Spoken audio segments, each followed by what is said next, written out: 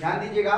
देखिए model paper का आपका जो बनाया हुआ गया पेपर है, इसमें जो आप लोग काफ़ी लड़के तो लगाए थे, लेकिन ये भी आप ध्यान दीजिएगा कि अगर आप ऐसे प्रश्न आपके पेपर में अगर आ जाए तो आप मान के चलिएगा, ध्यान दीजिएगा, इसमें जितने लोग लगाए हैं कम से कम इसमें से 15% सिर्फ मार्क्स लगाए हैं। 100 में 15% अगर आपका रिजल्ट बनता है तो ट्यूशन पढ़ने का कोई मतलब नहीं। ध्यान दीजिएगा भाई, इसमें एकदम सत्य कह रहा हूँ।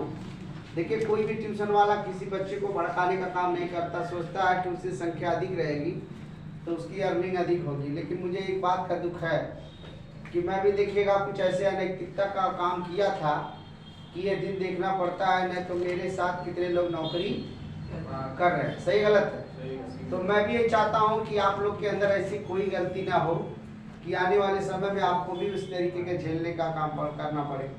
ध्यान दीजिएगा भाई, समय के साथ सब कुछ परिवर्तन होना चाहिए। अगर आपका समय बीत जाएगा तो फिर पढ़ाई का कोई मकसद नहीं। देखिएगा एक बार ध्यान दीजिएगा, किसी का भी पढ़ाई अगर छूट जाए तो फिर पढ़ाई होने वाला नहीं है। और अगर एक बार आपने इग्नोर कर दिया कि ये चीज़ मैं कल पढ़ सकता हूँ, परसों पढ़ सकता हूँ, अभी आप ट्यूशन बंद करिए, इसमें कोई भी लड़का ट्यूशन बंद कर दे और एकदम बना ले टाइम टेबल की फला टाइम पे मैं पढ़ूंगा, तो उसके अंदर 2-4 दिन लगन बहुत तीव्र गति से रहेगी और वो 2-4 घंटा 2-4 दिन बहुत बढ़िया उसकी मतलब स्टडी चलेगी, पढ़ाई बहुत सही चलेगी। लेकिन एक समय एक बार ऐसा उसके आ जाएगा, कोई भी उसको बुलाएगा तो ये लगेगा कि मैं अभी पढ़ लूँगा यार, कौन दिक्कत है, मेरे पास है उतना नॉलेज, मैं भी पढ़ सकता हूँ। और जब वो 12 बजेगा, 12 बजे जब टाइम हो जाएगा तो 12 बजे के बाद फिर वो सोचेगा कि अभी 3 बजे मैं क्या कर सकता हूँ, पढ़ सकता हूँ। 3 बजे के बाद कहेगा अरे यार शाम को भी पढ़ सकता हूँ, और शाम को पढ़ते पढ़ते चलिए रह जाए बिहान पढ़ लेंगे, ये सही हो जाता है। इसीलिए कोचिंग में देखिएगा, कोई भी कोचिंग XYZ, चाहे हमारा कोचिंग हो या किसी अन्य का कोचिंग हो, कोचिंग में आपका टाइम फिक्स रहता है, बस यही जान लीजिए। और टाइम फिक्स रहता है, टोटल काम कोचिंग वाला जो अध्यापक होता है सिर्फ रास्ता दिखाने का काम करता है, बाकी टोटल आपको काम करना, जितना भी काम करेंगे आप। देखिएगा क्वेश्चन में लिखा गया समांतर श्रेणी, लेकिन इसके पहले बहुत से सवाल आप पढ़े थे, उसमें लिखा गया था 1 2 3 4 5 बढ़ते हुए क्रम में गया था, फिर कहा था nवां पद मतलब कौन से पद होंगे। लेकिन इसमें एक चीज और भी कह दिया, कहा है कि 21 से 18 15 है, इसके बाद आपका 14 आ जाएगा, 14 के बाद आपका 13 12 ऐसे आपका जाता जाएगा, लास्ट में आपका माइनस पे चलने लगेगा, तो -1 -2 -3 -4 के बाद माइनस का कितना आ जाएगा, 81 आ जाएगा, कितना आ जाएगा।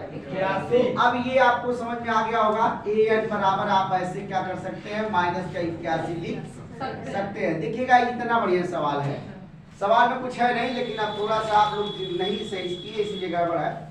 इसमें देखेंगे, लिखेंगे बेटा प्रथम पद, क्या लिखेंगे हम लोग, प्रथम पद लिखेंगे। प्रथम पद a बराबर देखिएगा 21 है। किसी को दिक्कत, जिसको दिक्कत हो तुरंत के तुरंत वो खड़ा हो जाए और तुरंत पूछ ले।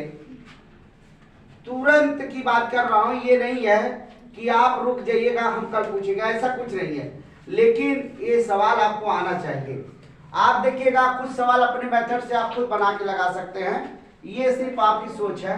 अगर प्रथम पद निकाले हैं, अब निकालेंगे हम लोग बेटा सार अंतर, क्या निकालेंगे, सार अंतर निकालेंगे। ध्यान दीजिएगा, सार अंतर निकालेंगे, d बराबर लिखेंगे a2 -a1, तो d बराबर a2 की वैल्यू कितना बेटा 18 माइनस का 21 हो जाएगा, तो d बराबर -1।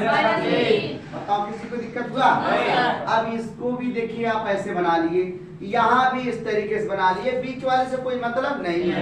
चलिएगा अब हम लोग nवें पद का सूत्र लगाएंगे, तो लिखेंगे an बराबर a प्लस पोस्ट में n -1 इंटू d। ये आपके देखिए भैया सूत्र है, क्या है ये सूत्र है। सूत्र का प्रयोग भी करना सीख लीजिए और जानते रहिएगा, इसलिए हमने 5-6 सवाल दिया, 5-6 मॉडल का दिया सवाल। देखिए अब an का लगाए हैं, तो an के जगह पे लिखेंगे -81 बराबर 3a की जगह पे क्या लिखेंगे 21 प्लस n -1 और d की जगह पे -3। किसी को दिक्कत, ये ले आएंगे भैया। देखिए 81 जब आ जाएगा तो -21 बराबर हो जाएगा n -1 इंटू -3 हो जाएगा, ठीक है ना। अब देखिएगा इसको जब आप जोड़ेंगे तो कितना आएगा 100 कितना आएगा भैया 102। इसको उठाओ इधर ले आओ माइनस का 3 प्लस करेंगे गुणांक में है ना तो गुणांक में है तो ये आपका आ जाएगा बराबर लिखेंगे n-1 लिख दो। जो लोग लगाए होंगे अपने तरीके से वो ठीक है अगर वो भूल रहे हैं इस तरीके को तो इसको छोड़ दो। देखिए मेरा एक बात और भी ध्यान दीजिएगा सवाल किसी के अध्यापक के लगाने का मतलब न समझो। अगर आपको आ रहा तो अपना मेथड आप लगाए रहिए कोई कितना इग्नोर करे उसको मत भूलिए क्योंकि जानते हैं जो सीख लेते हैं आप अपने तरीके से वो तरीका आपका सबसे 1 नंबर का रहता है 1 नंबर का रहता है और आप पेपर में उसी तरीके से लगाइए जैसे आप लगाए हैं आपको नंबर बहुत अच्छा मिलेगा। यहाँ देखिएगा माइनस माइनस क्या हो गया अब इसको काटेंगे तो कितना हो जाएगा 3 3 का 9 और 3 4 सही है तो 34 बराबर n-1 हो जाएगा। इसको उठाओ 34 प्लस का 1 बराबर n और इसके बाद हम कर देंगे क्या हो जाएगा n बराबर कितना आ जाएगा 35। तो n वाले में आप एक बार याद करेंगे n वाले में हमेशा माइनस का कितना होगा 21 होगा कितना होगा 81 होगा। अब देखिएगा इसमें आपको माइनस के जगह पे 81 आया है मतलब ये माइनस का 81 आएगा लेकिन चौथे में 35वें में कितने में आएगा 35वें में आएगा तो ये आपका आंसर हो जाएगा। ठीक है नोट कर लीजिएगा। दूसरा सवाल देखेंगे आप दूसरा देखिएगा एक शब्द आपका पहले लिखा है अनुक्रम लिखा क्या है अनुक्रम लिखा है। अनुक्रम का मतलब होता है आने वाला पद क्या होता है आने वाला मतलब कौन से पद आने वाले हैं ये आप देखिएगा। लेकिन एक ही चीज आप बताएंगे समांतर श्रेणी में समांतर जब आपसे एक शब्द कह रहा समांतर श्रेणी कौन चीज कह रहा समांतर श्रेणी। समांतर श्रेणी में हमेशा समांतर की भावना रहती है मतलब एक समान दूरी रहेगी एक समान सीढ़ी की बैलेंस की दूरी क्या होती है एक समान। अगर आप देखेंगे कभी कोई सीढ़ी अगर नीचे लगा हुई उल्टा कम पद लगा हो उसका ऊपर लगा हो नीचे लगा हो तो सीढ़ी किसी काम लायक नहीं। इसीलिए देखिए सीढ़ी का जितना भी नंबर वाइज होता है अगर जितना रहेगा उतना एक बराबर रहेगा। तो देखिएगा इसमें लिखा गया 3 6 9 12 डैश डैश करके 111 पदों की संख्या। तो यह नवा पद क्या लिखा है देखिए मिल गया नहीं मिला मिला। अब लिखेंगे हम लोग प्रथम पद क्या लिखेंगे प्रथम पद लिखेंगे। प्रथम पद a बराबर 3 लिख देंगे। देखिए ये भी मिल गया आपको। सार अंतर लगा दो सार अंतर ले लो तो कितना हो जाएगा d बराबर a2 माइनस a1 तो आप कर देंगे d बराबर क्या आ जाएगा 6 माइनस 3 d बराबर क्या आ जाएगा कितना 3। ये देखिए आपको मिल गया ठीक है ना। तो अब देखेंगे आप सूत्र लगा देंगे क्या लगाएंगे सूत्र लगाएंगे an बराबर a प्लस पोस्ट में n माइनस 1 इंटू d। अब इसके जगह कितना लिखेंगे हम लोग 111 बराबर a की जगह पे 3 प्लस n माइनस 1 d की जगह पे 3। अब देखिए इसको इधर ले आओ बेटा 100 अब कितना हो जाएगा ये आपका n माइनस 1 इंटू क्या आ जाएगा 3 हो जाएगा गुणे 3 ठीक है। घटा लो कितना आ जाएगा कितना 108। अब देखिए 108 और बटे कर देंगे 3 n माइनस 1 कर दो। देखो समझ में आया ये कहाँ है गुणांक में गुणांक के बाद आ गया किसमें भाग में किसमें आ गया भाग में। अब इसको काट दो 3 3 का 9 18 36 बराबर n माइनस 1 इसको उठाओ इधर करो 36 प्लस 1 बराबर n और 36 से 37 बराबर n। बताओ कहीं दिक्कत हुआ एकदम सवाल सही था। देखिएगा ये सवाल आपका है ये बहुत महत्वपूर्ण सवाल है अक्सर करके पेपर में इसलिए पूछता है कि जो संख्या आपको अपने अनुमान से रखना है वो संख्या क्या रखेंगे ये आप निश्चय करें। देखिए कुछ निश्चित करने का काम स्वतः आपके ऊपर छोड़ दिया जाता है यही आपको करना है। जैसे आप कभी भी सवाल पढ़े होंगे माना संख्या x की दहाई की संख्या x है इकाई की संख्या y है। अब आपसे कोई कहता देखिएगा माना लिखेंगे ऐसे मान लीजिए इस सवाल को हम नहीं लगा रहे अभी माना लिखा है दहाई की संख्या क्या लिखी है x क्या लिखे? अब लिखे इकाई की संख्या, इकाई की संख्या क्या लिखे? y लिखे। समझ में आ गया सबको? देखो किसी को दिक्कत? अब दहाई का मतलब होता है 10, इकाई का मतलब होता है 1, तो 1 का गुणा इसमें कर दो। तो ये देखिएगा इसका गुणा करेंगे तो ये 10 x हो जाएगा। बोलो समझ में आया? Yes sir. अब इसका कर देंगे तो ये क्या हो जाएगा? ये आप y हो जाएगा, 1y तो प्लस क्या हो जाएगा? y। बताओ समीकरण बना नहीं बना?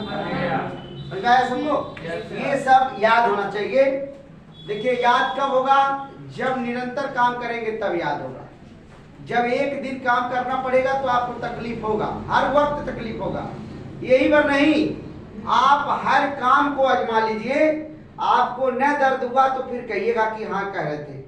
आप हर काम को देखिएगा, अगर आप लिखना बंद कर दीजिए तो एक दिन अगर 4 पन्ना लिखने के लिए दे जाए तो आपका हाथ दर्द करेगा।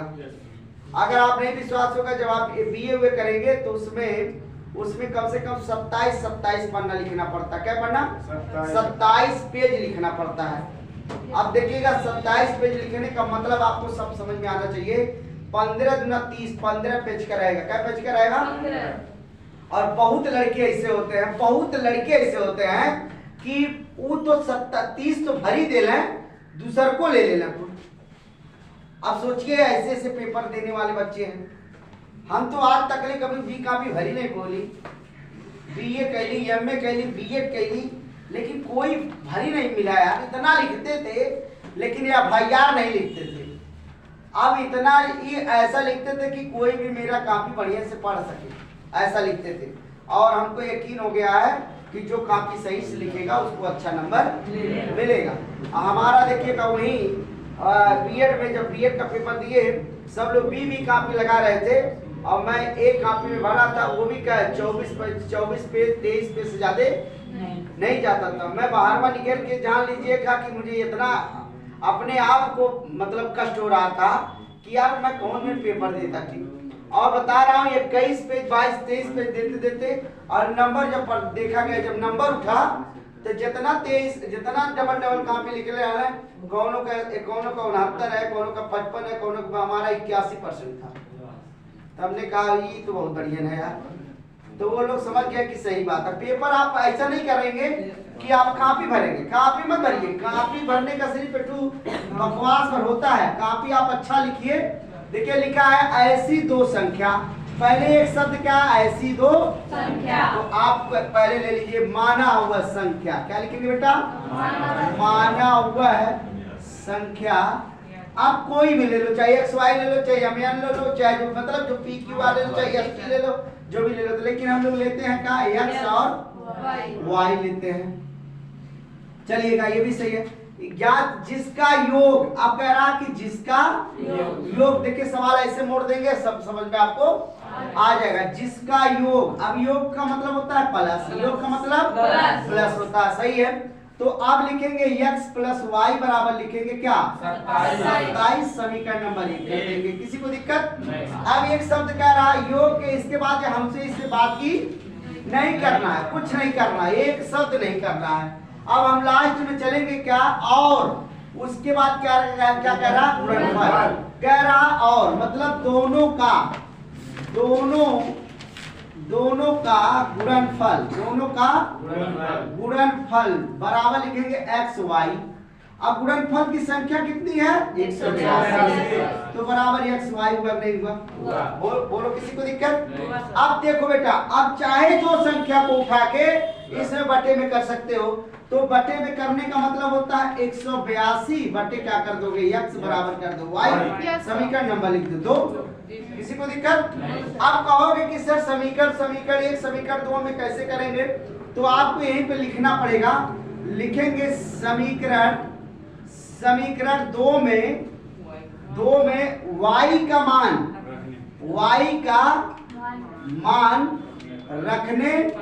रखने पर। अब बताइएगा, बहुत अच्छा सवाल था। अब आप समीकरण 1 ले लीजिए, उठाइए, लिखेंगे x प्लस वाई बराबर क्या लिखेंगे? 27। आप देखिएगा y के जगह पर रखना बेटा ने, तो आप y के जगह पर रखेंगे। लेकिन अब देखिए y का कौन संख्या है? ये संख्या है। तो लिखेंगे x प्लस वाई का लेंगे 182 बटे x बराबर क्या लिखेंगे 27। अब देखिए इसका गुणा इसमें कर दो, इसका गुणा इसमें कर दो, डायरेक्ट आ जाएगा आंसर यार, ठीक ठाक से कहीं दिक्कत नहीं है।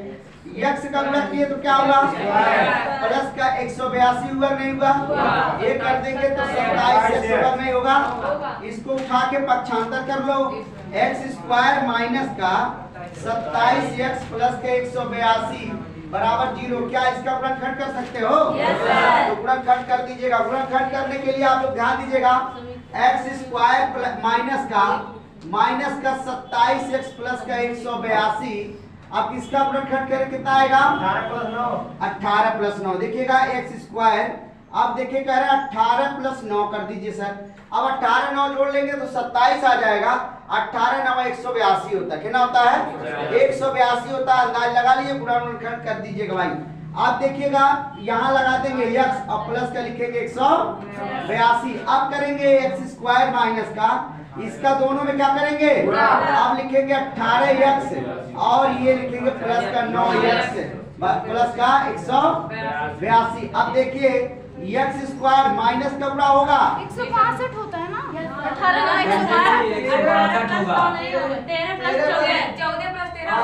14 प्लस 13, चलिए देखिए भाई 14 प्लस 13, देखिए निकाल लीजिएगा 14 प्लस 13, अब भी गुणा करके देख लो, कोई दिक्कत नहीं है, एक बार देख लीजिएगा सब लोग, फिर दिक्कत ना हो। अब देखिएगा x स्क्वायर माइनस का हो जाएगा 14x, अब लिखेंगे प्लस का 13x और प्लस का 182, एक बार गुणा करके देख के तब बोला करो भाई। x स्क्वायर लिखेंगे 14x माइनस का 13x और प्लस का 182। अब देखिएगा गुणा इस तरीके से करेंगे आप, तो x लिखेंगे, x माइनस कितना हो गया 14, एक क्वेश्चन में माइनस का 13 एक क्वेश्चन में कर देंगे और x माइनस कर देंगे तो आपका हो जाएगा कितना 14 हो जाएगा, दोनों का सेम टू सेम हो गया, x माइनस 13 एक क्वेश्चन में और x माइनस 14 एक क्वेश्चन में। अब इसका शून्य निकाल लेंगे, x बराबर 13 हो गया और x बराबर 14 हो गया, यही आपका क्या हो गया आंसर। नोट कर लो। आपका चौथा सवाल है, दो क्रमागत धनात्मक पूर्णांक संख्याओं का पूर्णांक ज्ञात कीजिए कि जिनके वर्गों का योगफल 365 है। अब इस सवाल को लगभग में सब लोग नहीं लगाए होंगे, सबकी बात कर रहा हूँ, सबकी बात कर रहा हूँ, एक की बात नहीं कर रहा हूँ, सबकी बात कर रहा हूँ। और कोई अगर लगाया होगा तो कंची से काट तो लगा दिया होगा, कोई लगाया होगा तो, नहीं तो तीन मतलब जितने लोग बैठे कोई नहीं सवाल लगाया, इसलिए नहीं लगाया क्योंकि वो जान ही नहीं पा रहा कि करना क्या है। क्रमागत संख्या का मतलब क्रम से जाना, और क्रमागत देखिएगा ध्यान दीजिएगा, अब आप सबको पता है कि ये भी क्रमागत तो, लेकिन धनात्मक संख्या लेना है, लेकिन वो भी धनात्मक संख्या क्या, ध्यान दीजिएगा यहाँ देखिए लिखा है दो क्रमागत, क्या लिखा है दो क्रमागत, फिर लिखा है धनात्मक पूर्णांक संख्या, दो पॉइंट बात किया है। पहला पॉइंट क्या है दो क्रमागत, उसके बाद धनात्मक पूर्णांक संख्या। धनात्मक पूर्णांक संख्या देखिएगा ऐसे होता है 0 से 1 2 3 4 5 6, माइनस का 1 माइनस का 2 माइनस का 3 माइनस का, लेकिन माइनस नहीं लेना। आगे सुने, अब आपको लेना क्या है, ये आपका धनात्मक पूर्णांक संख्या, पूर्णांक संख्या ये ज्ञात करना आपको है। अब लिखा गया तो पहले आप एक काम करेंगे, लिखेंगे माना, माना हुआ है पहली धनात्मक पूर्णांक संख्या, क्या लिखेंगे पूर्णांक संख्या। लेकिन ये तो आपको पहले पता है कि हम कोई संख्या आपको ज्ञात नहीं है, तो हमको जब जिस संख्या के बारे में ज्ञात ना हो उसको हमेशा पहला x लिखेंगे, क्या लिखेंगे x लिखेंगे, तो लिख लीजिएगा कि वो संख्या क्या है x है। सही है, भी समझ आ गया आपको। फिर लिखा है दूसरी संख्या बराबर लिखेंगे आप x प्लस 1 लिखेंगे। देखिए संख्या आप x को नहीं छोड़ेंगे, ध्यान दीजिएगा जब भी सवाल लगाइएगा। देखिए सब लोग समझिए ध्यान से, इधर देखिए मेरी तरफ, अगर किसी ने धनात्मक पूर्णांक संख्या या दो क्रमागत संख्याओं में अगर किसी ने चिन्हों को विपरीत कर दिया तो सवाल जीवन में नहीं लगा पाएगा। नोट कर लेना। अब ये बात आपके समझ में एकदम से आ जानी चाहिए। अगर आपसे ऐसा क्वेश्चन लिखा रहेगा विषम संख्या, तो विषम संख्या लिखा रहेगा तब भी विषम संख्या के विषय में आपको एक ही संख्या का प्राप्त करना है और बाकी अंक लेके चलना है। दो सम संख्याओं का योगफल 12 हो, दो सम संख्याओं का योगफल कितना हो 12 हो, तब भी आपको x लेके चलना है, x प्लस 2 लेके चलना है, क्योंकि सम का मतलब होता है 2, x प्लस x कोष्ठ में x प्लस 2। अब x जुटेगा तो 2x हो जाएगा, समझ में आया इतना। और ये प्लस का 2 बचेगा तो ये क्या करेगा, बराबर आपका 12 था, अब बराबर 12 का था तो 2 चल जाएगा, माइनस हो जाएगा, तो हो जाएगा 10 और 2x आपका पहले से था और 2 बचे 10। अब आप x बराबर क्या हो गया 5 हो गया। बोलो समझ में आया। तो ये कुल संख्या आपको समझना चाहिए अच्छी तरीके से। तो आप जैसे लगाएंगे तो यहाँ आ जाएगा, लेकिन थोड़ा समझा दे तब समझिएगा। लिखा देखिएगा, इस सवाल को भी यहीं पे बंद कर रहे हैं, पहले समझिएगा। लिखा है दो संख्याओं का योग 12, कितना है 12। अब लिखा है पहली संख्या और दूसरी संख्या आपको ज्ञात करना है। ये देखिएगा आगे सवाल तो तोड़ के बता दे रहे हैं, इसको आप एकदम दिमाग में बैठा लीजिएगा।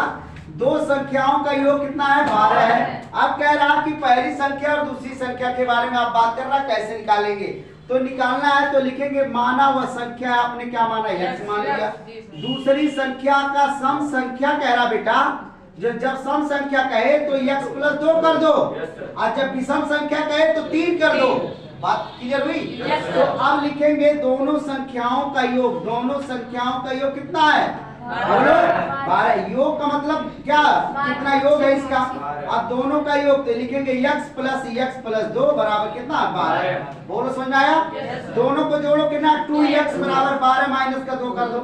बोलो तो लिखेंगे 2x बराबर क्या आता है, x बराबर 10/2 कर दे, काट दे कितना आएगा 5, x बराबर 5। बोलो समझ में आया।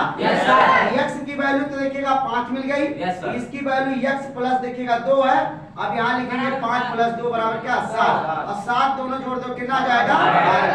बात समझ में आ गई। ये संख्या आप लोग सीख लीजिएगा, पेपर में ऐसे क्वेश्चन बहुत पुटअप होगा और आप फंसेंगे कब, जब आप ध्यान नहीं लगा के पढ़ेंगे तब। हमारा मकसद है कि आपको अच्छा नंबर मिले, लेकिन उस मकसद का सबसे बेनिफिट आपको मिलेगा जब आप मेहनत करेंगे तब। यहाँ देखिएगा इस सवाल को बताने का कोई मेरा मकसद नहीं था, लेकिन मैंने कहा कि अगर ये सवाल आपको मिल जाएगा तो आप लगा सकते हैं, चलेगा। इसमें देखिएगा इतना तो मिल गया आपको। फिर कह रहा जिनके वर्गों का वर्ग कितना। अब एक शब्द कह रहा वर्गों का, क्या कह रहा वर्गों का।